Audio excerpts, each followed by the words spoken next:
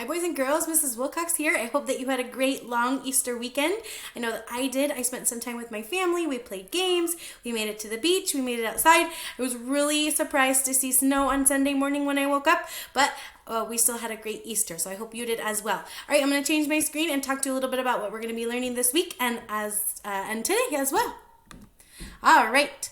Here we go. So the first thing is you're going to check in with me. Remember, my friends, to earn a thumbs up, you need to check in with me one time this week. So you could join a Zoom meeting one time this week. You could email me or send me a picture or send me a text. If you want to earn a level 4 double thumbs up, then you're going to be checking in with me 2 or more times this week, okay? All right, you are watching this video that I'm making right now.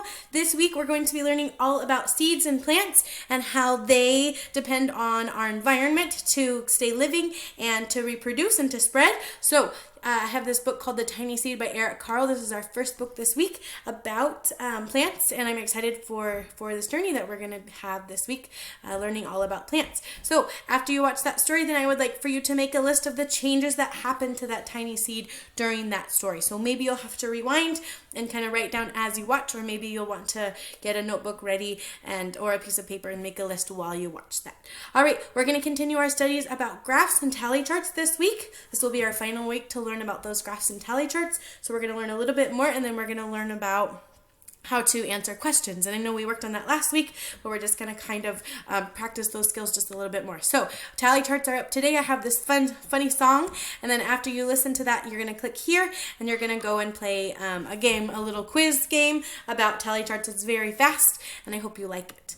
All right, moving down, we worked last week. We worked on those 4 things, those 4 healthy habits that we can do to keep our body healthy. We need sleep, we need exercise, we need to eat healthy, as well as personal hygiene. So we're going to talk a little bit more about the personal hygiene this week. Again, the week before last, we learned about hand washing, and this week we're going to spend on brushing our teeth and dental hygiene, because that's really important. So I have this video for you to watch, and then after that, I want to know if you learned anything new, and then I want you to talk with your family about why they brush their teeth, okay? What did they do, and then why did they do that?